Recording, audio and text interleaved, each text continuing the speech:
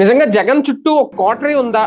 Coterie మధ్యలో ఉండి జగన్ నలిగిపోతున్నారా? దాంతో పాటు పార్టీని కూడా ఈ పరిస్థితికి తీసుకొచ్చారా? మొదటి వరకు నెంబర్ 2 గా చెప్పుకునే విజయసాయి రెడ్డి జగన్ కోటరీ గురించి మాట్లాడడం వెనక అసలు కారణం ఏంటి? మనసులో ఆయన పడిన ఆవేదన, లేదంటే ఒక మానసిక క్షోభ, ఇన్నాళ్ళుగా పార్టీలో ఉండి ఆయనకు సరైన గుర్తింపు లేకపోవడం, నిజంగా జగన్ చెప్పుడు మాటలు విని విజయసాయి రెడ్డిని పక్కన పెట్టారు అనేది ఇప్పుడు ఆయన బయట పెడుతున్నారు ఒక్కొక్క అంశం. అంతేకాదు లిక్కర్ స్కామ్ జరిగింది అనేది కూడా ఆయన ధృవీకరిస్తున్నారు. ఒక పక్క ప్రతిపక్షాల ఆరోపణలు చేస్తున్నాయి లిక్కర్ స్కామ్ జరిగింది అనేది. మొన్నటి వరకు ప్రభుత్వం మద్యం దుకాణాలు నిర్వహించింది. ఇప్పుడు కసిరెడ్డి రాజశేఖర్ అనే పేరు కూడా తెర మీద తీసుకొస్తున్నారు విజయసాయి రెడ్డి. నిజంగా జగన్ చుట్టూ ఉన్న కోటరీలో ఎవరెవరు ఉన్నారు? ఆ కోటరీ వల్లే వైసీపీ పరిస్థితి 151 స్థానాలు తెచ్చుకున్న 2019 ఇప్పుడు 24 వచ్చేసరికి 11కి పడిపోయిందా? ఎలా చూడాలి విజయసాయి రెడ్డి మాటల వెనక ఆంతర్యం ఏంటి? ఇది అంశం మీద చర్చించే ప్రయత్నం చేద్దాం. సరే, అంటే గతంలో కూడా మనం చెప్పుకున్నాం, వాస్తవానికి కోటరీలు అనేది రాజకీయ పార్టీలో ఉండడం కామన్ అని అనుకోవాలేమో, కానీ ఇప్పుడు విజయసాయి రెడ్డి లాంటి వాళ్ళు మాట్లాడడం మళ్ళీ అదొక అఫీషియల్ గా ధృవీకరించినట్టు అయిందా? నిజంగా కోటరీ మధ్యలో జగన్ ఉండి పార్టీని పరిస్థితికి అన్న తీసుకొచ్చారా? ఒక నానుడు ఉంది, ఒక్కసారి గెలిచి చూడు లోకం నీకు పరిచయం అవుతుంది, ఒక్కసారి ఓడి చూడు లోకానికి నువ్వు పరిచయం అవుతావని. ఓడిపోయాడు కాబట్టి 100 మాటలు మాట్లాడతారు. గెలిచినటువంటిప్పుడు నీలో ఉన్న లోపాలు ఎవడో ఎత్తడం. ఇప్పుడు కోటరీ జగన్ చుట్టూ ఏంటి? బాబు చుట్టూ ఉంటుంది, లోకేష్ చుట్టూ ఉంటుంది, ప్రతి ఒక్కళ్ళ చుట్టూ ఉంటుంది. కోటరీ అంటే అర్థం ఏంటండి? వాళ్ళ చుట్టూ ఒక 1/2 మంది, వాళ్ళని కలవాలంటే వీళ్ళ ద్వారానే సాధ్యమవుతుంది. అది తప్పదు. అంతమంది మార్బలం ఉండేటటువంటి ప్రజాస్వామ్యంలో ప్రతిదానికి నేను గెలవాల్సిందే, మనకు మంచినీళ్ళు కావాలి సార్. ఇప్పుడు మామూలుగా ఏంటండి, మన ఏరియాలో మంచినీళ్ళు కావాలి, ఎవరిని అడగాల? కౌన్సిలర్ని అడగాలి, కార్పొరేటర్ని అడగాలి. కానీ మనం ఎవరిని అడుగుతాం? ఎమ్మెల్యేని వెళ్ళి అడుగుతాం, ఎంపీ కనబడితే ఎంపీని అడుగుతాం, మంత్రి కనబడితే మంత్రిని అడిగేస్తాం. డెమోక్రసీలో ఎవరికి ఏం కావాలో ఎవరికి తెలియదు అనేకంటే ఎవరికి ఏం కావాలో అందరికీ తెలుసు, కానీ ఎవడి ద్వారా ఆ పని అవుతుందో ఎవరికి పట్టదు. మనకే అది తెలుసు, మనం వాడిని అడిగాం, అంతే సింపుల్. ఇక్కడ ఇవాళ దర్బార్లు పెడుతున్నారు కదా వీళ్ళు, అక్కడికి ఎగబడి వస్తున్నటువంటి జనం ఏం చెప్తున్నారు?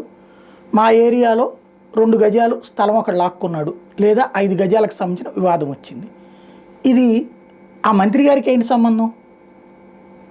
ఏం చేయగలుగుతాడు ఆయన? ఎమ్మెల్యేకి ఏంటి సంబంధం? ఏం చేయగలుగుతాడు ఆయన? అంటే కిందున్న అధికారి మీద పెత్తనం చేయగలడు అని, అంతే కదా. అంటే కోటరీ అంటే పెత్తనాలు చేసే వ్యవస్థ. ఎవరు పవర్లో ఉంటే వాళ్ళ చుట్టూ పెత్తనాలు చేసే వ్యవస్థ. ఈ పెత్తనాలు చేసే వ్యవస్థ కింద ఉన్నటువంటి కార్యకర్తలకు ఎప్పుడూ కోటరీగానే కనబడుతుంది. ఇదివరకు చంద్రబాబు ఇదే మాట అనలేదా? అందరూ చంద్రబాబు నేను ఆ కోటరీని పక్కన పెడుతున్నాను అనలేదా? కానీ ఇప్పుడు బాబుని ఏమన్నా కలవాలంటే డైరెక్ట్గా మనం ఫోన్ చేసి, ఆ బాబు గారు ఒకసారి మిమ్మల్ని కలవాలనుకుంటున్నానండి అంటే పర్మిషన్ ఇచ్చేస్తారా? అసలు ఫోన్ ఎత్తుతాడు ఎవడన్నా మన దగ్గర? లేదా లోకేష్ గారు మిమ్మల్ని కలుద్దాం అనుకుంటున్నానండి ఒకసారి అవకాశం ఇస్తారా అని అడిగితే రమ్మను అంటారా? అసలు ఫోన్ ఎత్తేవాళ్ళు ఎవరు బేసిక్గా? అట్లాగే ఉంటుంది. ఇప్పుడు జగన్ విషయంలోనే ఉంది. ఫర్ ఎగ్జాంపుల్ కోటరీ గురించి కంప్లైంట్ చేస్తుంది, ఇది వింత. అవునా? అంతే కదా, కోటరీ గురించి కంప్లైంట్ చేస్తుంది. ఇదివరకు జగన్ చుట్టూ కోటరీ అని కార్యకర్తలు ఎవరెవరి గురించి అనేవాళ్ళు? సజ్జల రామకృష్ణారెడ్డి, వైవి సుబ్బారెడ్డి, విజయసాయి రెడ్డి, వీళ్ళ ముగ్గురు గురించినే అనేవాళ్ళు వాళ్ళు. ఎందుకు? వాళ్ళ అదేదా పేరుని నానినో కోడాల నానినో వీళ్ళందరూ ఏంటి, అరిచేవాళ్ళు, తిట్టేవాళ్ళే తప్పించి రోజాను వీళ్ళందరూ విమర్శించేవాళ్ళు, మాట్లాడేవాళ్ళు, స్ట్రాంగ్ లీడర్లు అంతే. కోటరీ సభ్యులు కాదు. పెద్దిరెడ్డిని కూడా కోటరీలు అనేవాళ్ళు వీళ్ళు. ఈ 4గురిని కోటరీ అనేవాళ్ళు. 4 ప్రాంతాలకి 4 కోటరీ అనేవాళ్ళు.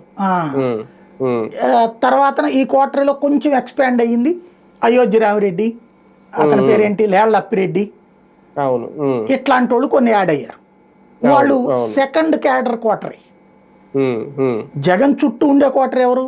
సజ్జల, విజయసాయి రెడ్డి, వైవి సుబ్బారెడ్డి, పెద్దిరెడ్డి, ఇదే కదా. మరి అందులో ఆ కోటరీ అని ఇప్పుడు ఇంకో విచిత్రం ఏంటంటే, ఈ కోటరీ వాళ్ళని కలవడం కూడా కష్టమయ్యేది ఇదివరకు. ఈ కోటరీ వాళ్ళని కలవడానికి ఇంకో కోటరీ కావాల్సి వచ్చేది. ఈ కోటరీ వాళ్ళని కలవాలంటే ఇంకొక కోటరీ కావాలి అక్కడ. అది అవును. వీళ్ళ దగ్గర ఓ 4-5 స్టాఫ్ ఉంటారు. వాళ్ళకి మనం 10 సార్లు అడిగామంటే చూద్దాం చేద్దాం అని చెప్పి ఏదో ఒక శుభముహూర్తాన అవకాశం కల్పించాక వెళ్ళాక అయ్యగారు ఇట్లాగంటే ఓకే ఓకే. ఆ తర్వాత వీళ్ళు ఏమైనా చేస్తారా? ఎవరికైనా చేసింది ఎంతవరకు ఉంటుంది? బేసిక్గా సమస్య ఎక్కడ ఉంటుందంటే యథా రాజా తదా ప్రజ అంటారు. నాయకుడిని బట్టి వ్యవస్థ ఉంటుంది. మనం నాయకుడిని తిట్టలేక కోటరిని తిడతాం.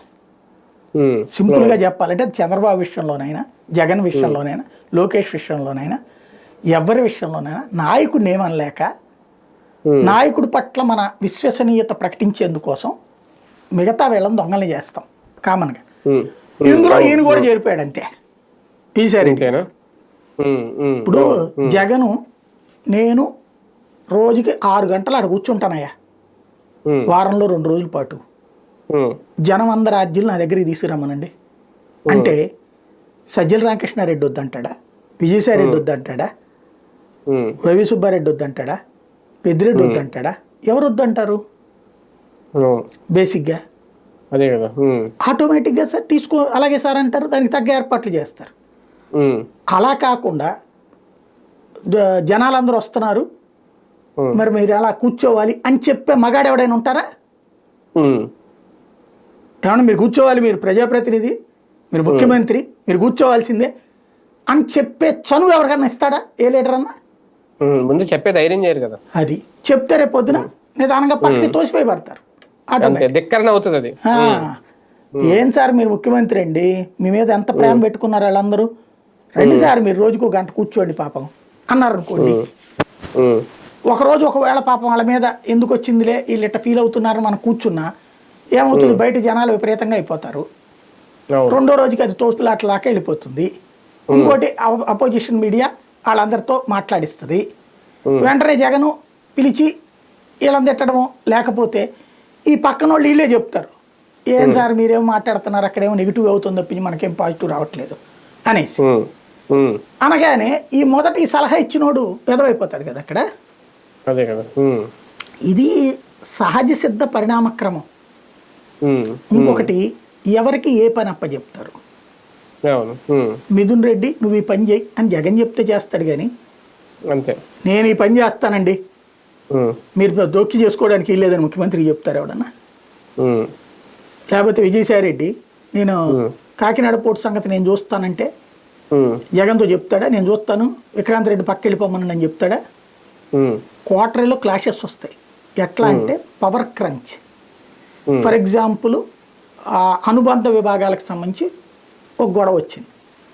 మొదట అనుబంధ విభాగాలంతా కూడా విజయసాయి రెడ్డి అన్నారు, తర్వాత తీసుకెళ్ళి ఇప్పుడు చెవిరెడ్డి చూస్తున్నాడు.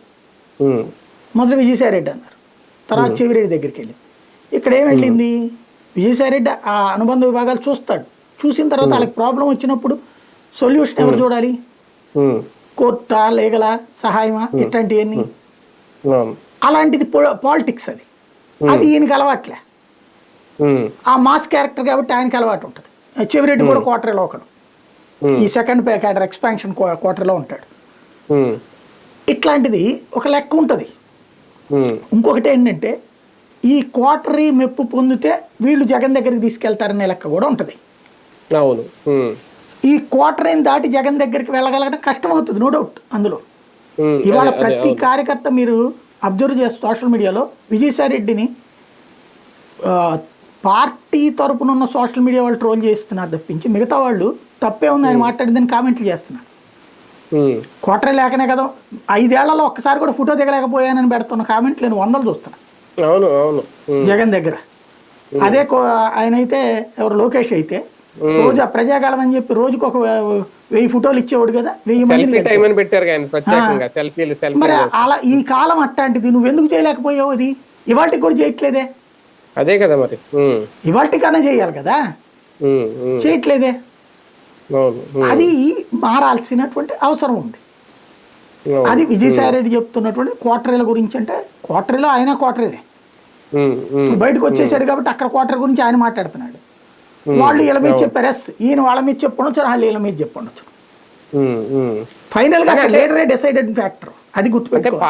పార్టీని నడిపించేది జగన్మోహన్ రెడ్డి, కానీ ఆ జగన్మోహన్ రెడ్డిని నడిపించే కోటరీ కూడా ఒకటి ఉందా, అందులో చిక్కుకున్నారా అనేది ఆయన చెప్పింది. అందులో భాగంగానే ఈ కసిరెడ్డి రాజశేఖర రెడ్డి లాంటి వాళ్ళ పేర్లు ఇప్పుడు ఆ కోటరీయో లేదంటే ఆ కోటరీలో ఉన్న వాళ్ళకి సంబంధించిన వాళ్ళు కసిరెడ్డి రాజశేఖర రెడ్డి వంటి లిక్కర్ స్కామ్ జరిగిందే అని ఈయన నిర్ధారించినట్టు అయింది నిన్న ఆయన మాట్లాడుతున్నారు. లిక్కర్ స్కామ్ గురించి అని అడిగితే లిక్కర్ స్కామ్ అంటే లిక్కర్ వ్యవహారాలు చూసింది కసిరెడ్డి రాజశేఖర రెడ్డి. ఇదే ఆయన చెప్పింది, ఆయన స్కామ్ చేశాడని చెప్పట్లా. అంటే ఆయనే సూత్రధారి పాత్రధారి అదే అనేది. అంటే ఆయన చెప్పింది ఏంటంటే ఒక్కొక్కరికి ఒక్కొక్క పనప్ప చెప్తాడండి జగను. అది తినరారా నువ్వు అని చెప్పడు కదా, ఆ వ్యవహారాలు నువ్వు చూడని చెప్తాడు. అది ఏం చెప్పేది ఏంది, ఆల్రెడీ సిఐడినే చెప్తోంది కదా, ఇంతకుముందు ఆల్రెడీ పేపర్లోనే రాశారు కదా. మైనింగ్ ఏం చూస్తున్నాడు, లెక్కర్ ఏం చూస్తున్నాడు అని ఇప్పుడు వాళ్ళ మీదనే కేసులు పెడుతున్నారు కదా. కొత్తగా చెప్పేది ఏముంది అందులో, నాకు సంబంధం లేదని చెప్పే ఉద్దేశం అక్కడ అంతే. అది అవును, నాకు సంబంధం లేదు ఆయన చూసుకున్నాడు అని చెప్పడం బేసిక్ గా. ఏ కేసుతో నాకు సంబంధం లేదు అన్ని. కాబట్టి ఇంతకీ అవన్నీ ఆడిటింగ్ చేసింది ఈయనేనా జగన్ లెక్కలు, అది తెలియాలి, అది చెప్పాలి మరి. ఆడిటర్ అయినా కాదనే చెప్పాలి. కానీ ఒకటి సార్, ఒక రకంగా విజయసాయి రెడ్డి గారి వ్యవహారంతో, ఎందుకంటే ఆయన పక్కనున్న వ్యక్తి కాబట్టి, జగన్మోహన్ రెడ్డి గారి పక్కనున్న వ్యక్తి కాబట్టి మొన్నటి వరకు, ఇప్పుడు ఈ తరహా మాట్లాడడం జగన్ గారికి ఏమన్నా ఒక పాఠమా, నేర్చుకోవాల్సింది ఏమన్నా ఉందా, తెలుసుకుంటున్నారా, ఇంకా తెలుసుకోవాలా? జగన్ని దురదృష్ట అదృష్టవంతుడు అనాల. ఎందుకంటే పెట్టుబడులు పెడితేనే నేరం అని చెప్పి జైల్లో పడేయబడినటువంటి వాడు. ప్రపంచ చరిత్రలో పెట్టుబడిని గొప్ప విశేషంగా చూస్తారు. ఆ పెట్టుబడి పెట్టిన సంస్థలు నేనే పెట్టుబడి పెట్టాను రా మొర్రో అని చెప్పారు, కానీ అది అవినీతి అని కేసులు పెట్టారు. అప్పుడు అరెస్ట్ అయ్యి జైలుకి వెళ్ళినప్పుడు తోడున్నది విజయసాయి రెడ్డి. ఇక అతనికి పొలిటికల్ కెరీర్ని ఆ రోజునే తొక్కేయాలని చూశారు, కానీ ఫినిక్స్ పక్షిలా పైకి లేచి వచ్చాడు. ఆ వేగం తట్టుకోలేకపోయారు అవతలోళ్ళు. అందుకని రాష్ట్ర విభజన చేసి జగన్ తొక్కి చూపెట్టాలి అనుకున్నారు. అక్కడ ప్రయత్నించారు, అయినా సరే తట్టుకుని నిలబడ్డాడు. కానీ అవతల జట్టు కట్టేటప్పటికి ప్రతిపక్షానికి పరిమితం అవ్వాల్సి వచ్చింది. ప్రతిపక్షంలో ఉన్నప్పుడు 23 మంది ఎమ్మెల్యేలు తీసుకుని శాంత నాశనం చేయాలని చూశారు. అయినా తట్టుకుని నిలబడ్డటువంటి అదృష్టవంతుడు సీఎం అయ్యాడు. సీఎంగా 151 స్థానాలతో రాష్ట్ర చరిత్రలో ఇంతవరకు ఈవెన్ విభజిత రాష్ట్రంలో కూడా సాధ్యం కాలేదు. ఇప్పుడు కూడా వచ్చింది 151 దాట్ల వీళ్ళకి, కూటమిగా 164, ఇండివిజువల్గా 151 ఎవరికి రాలేదు. కాబట్టి అక్కడ తేడా ఉంది. కాబట్టి ఆ రికార్డు ఇంకా అతని పేరునే ఉంది. 151 ఏకగ్రీవంగా ఒకే పార్టీ అనేది వైసీపీ అది సింగిల్ గా. కాబట్టి అక్కడ ఒక రికార్డు సాధించాడు. కానీ 11కు పడిపోవడం అనే రికార్డు కూడా అయిందే. అందుకని ఉద్దానము అయిందే, పతనము అయిందే. మనకి క్రికెట్ జట్లో ఒక్కోసారి 70 పరుగులకి ఆల్అవుట్ అయ్యి చెత్త రికార్డు మనమే మూట కట్టుకుంటాం, అలాగే 400 దాటిచ్చి హైయెస్ట్ రికార్డు మూట కట్టుకుంటాం. అట్లాంటి క్యారెక్టర్ జగన్ది. ఇప్పుడు పడ్డాడు. ఈ పడేటటువంటి సందర్భంలో నిన్నటిదాకా తోడున్నోళ్లలో ఇవాళ మనం అబ్జర్వ్ చేస్తే వైవి సుబ్బారెడ్డి ఎక్కడికి పోలా, సజ్జల రామకృష్ణారెడ్డి ఎక్కడికి పోలా, అయోధ్య రామరెడ్డి ఎక్కడికి పోలా, చెవిరెడ్డి భాస్కర్ రెడ్డి ఎక్కడికి పోలా, పెద్దిరెడ్డి ఎక్కడికి పోలా, మిథున్ రెడ్డి ఎక్కడికి పోలా, లేళ్ల అప్పిరెడ్డి ఎక్కడికి పోలా. పోయింది నేను ఒక్కడే. అంటే అధికారంలో ఉన్నప్పుడు అధికారాన్ని జగన్ పేరుతో మీరందరూ ఆస్వాదించారు. ఆస్వాదించి ఇవాళ రోజున కష్టంలో ఉన్నప్పుడు వదిలేస్తున్నారు. దెన్ అప్పుడు జగన్ అన్నది కరెక్టే అవుతుందిగా, జగన్ అనుకున్నది కరెక్టే అవుతుందిగా. అదే సందర్భంలో ఆయన రూట్లో చూస్తే ఒకప్పుడు ఆయన చెప్పినట్టు జగన్ నడిచేవాడు, వ్యాపారాలు వ్యవహారాలు. ఆ తర్వాత కష్టం వచ్చినప్పుడు పార్టీ నడిపించేటప్పుడు కూడా ఆయన సలహాలు తీసుకునేవాడు. క్రమంగా 10 అనుభవాలు చూశాక జగన్ తనదంటూ ఒక ఇది చేసుకుంటాడు. ఓ రకంగా చెప్పాలంటే తండ్రి మాటలనే వింటాడు చిన్నప్పుడు కొడుకు. ఒక స్టేజ్ పోయాక గ్రౌండ్లో బిజినెస్ టెక్నిక్స్ చూశాక తను సొంత నిర్ణయాలు తీసుకోవడం బిగిన్ చేస్తాడు. తండ్రికి అసంతృప్తి వస్తుంది, నా సలహాలు తీసుకోవట్లేదు మనోడు పెద్దోడు అయిపోయాను అనుకుంటున్నాడని. అట్లాంటి ఫీలింగ్ ఇక్కడ అనిపించింది నాకైతే. ఇంకా భవిష్యత్తులో విజయసాయి రెడ్డి గారి కోటరీకి సంబంధించిన ఇంకా రహస్యాలైనా బయటపెట్టే అవకాశం ఉందా నిన్న ఆయన మాటలు చూస్తే? నాకు తెలిసి ఇప్పుడు పేర్లు రాబోయే వారం 10 రోజుల్లో ఈనాడు జ్యోతితో పాటుగా అర్ధజన్ మీడియా గట్టిగా ట్రై చేస్తాయి విజయసాయిరెడ్డి కోసం. న్యూట్రల్ ముసుగులో ఉన్నటువంటి ఒక సెక్షన్ ఉన్నారు యాంటీ జగన్, వాళ్ళు ట్రై చేస్తారు. వీళ్ళల్లో ఎవరో ఒకళ్ళు హోంవర్క్ చేసుకుని రెడీలో ఉండుంటారు. అందులో ఇప్పుడు ఈ ముక్క లాంటిదే ఉంది. ఫర్ ఎగ్జాంపుల్ మద్యం కానీ, లేకపోతే దాన్ని ఏమంటారు కాకినాడ పోర్టుది కానీ, అతనేమి వీడు తిన్నాడని చెప్పట్లా, ఆ వ్యవహారం సోన్సోవాడు చూశాడు, ఈ వ్యవహారం సోన్సోవాడు చూశాడని చెప్తున్నాడు. వ్యవహారం చూశాడు నాకు సంబంధం లేదని చెప్తున్నాడు తప్పించి అందులో అవినీతి జరిగింది మా వాడు తిన్నాడని చెప్పట్లా. ఇలాగా ఏ డిపార్ట్మెంట్లో ఎవరెవరు చూశారు అన్నది ఆయన నోటితో చెప్పిస్తారు. ఇంతకుముందే తెలుసు అందరికి అది ఎవరెవరు ఏమేమి చూశారు అన్నది. అది విజయసాయిరెడ్డి నోటితో చెప్పించి ఇదంతా వీళ్ళు తినేసాడంటే వీడి ద్వారా తిన్నాడట జగన్ అని చెప్పి మాట్లాడించడానికి అవకాశం ఉంటుంది. సార్ ఒకటి ఇక్కడ అంటే ఒక ఆయన రాజీనామా చేయడం అనేది ఏ ఒత్తిడి మేరకు చేశారు ఏంటి అనేది ఆ విషయం పక్కన పెడితే, ఇప్పుడు పార్టీకి సంబంధించి మాట్లాడుతున్న మాటలు నిజంగా ఆయన పార్టీలో ఆ శోభ అనుభవించి లేదంటే ఆయనకు ఆ ప్రాధాన్యత తగ్గడం వల్ల అదంతా అనిపించి ఆ మానసిక వేదంతో మాట్లాడుతున్నారా, ఇందులో కూడా ఏమన్నా ఒక రాజకీయ ఒత్తిడి ఉండి ఇలా మాట్లాడిస్తున్నారని అనుకో? రాజకీయ ఒత్తిడి అయితే కాదు, క్షోభతోనే ఫీల్ అవుతున్నాడు ఆయన. ఎందుకంటే వరుస పెట్టో పదవి ఇవ్వడం తీసేయడం అది అవమానకరం కదా. ఉత్తరాంధ్ర ఇన్ఛార్జ్ మళ్ళీ అకస్మాత్తుగా ఇంకొకళ్ళని పెడతారు, ఈ జిల్లాలకి హెడ్ అంటారు, మళ్ళీ తీసి పక్కన పెడతారు. ఎంపీని చేశారు, తీసుకెళ్ళి ఎంపీ టికెట్ ఇచ్చారు ఆయనకి చివరి ఇవన్నీ నరకమే కదా మనిషికి. ఆయన ఇక్కడ ఈ క్వార్టర్లో ఉన్న వాళ్ళందరూ జగన్ అంటే అపారమైన ప్రేమ ఉన్నోళ్ళేనండి, జగన్ కోసం ప్రాణం పెట్టేవాళ్ళు. కాకపోతే వీళ్ళల్లో వీళ్ళకి ఏమో స్పర్ధ ఉంటుంటే జగన్ చేసే తప్పులకి ఎదుగో వాడి వల్ల చేస్తున్నాడు వీడి వల్ల చేస్తున్నాడు వీళ్ళు ఫీల్ అవుతారు. అంటే క్వార్టర్లో విజయసాయిరెడ్డి గారు ఒక్కరిని ఒంటరోని చేసి వీళ్ళందరూ ఆయన మీద అబద్ధాలు ప్రచారం చేశారు.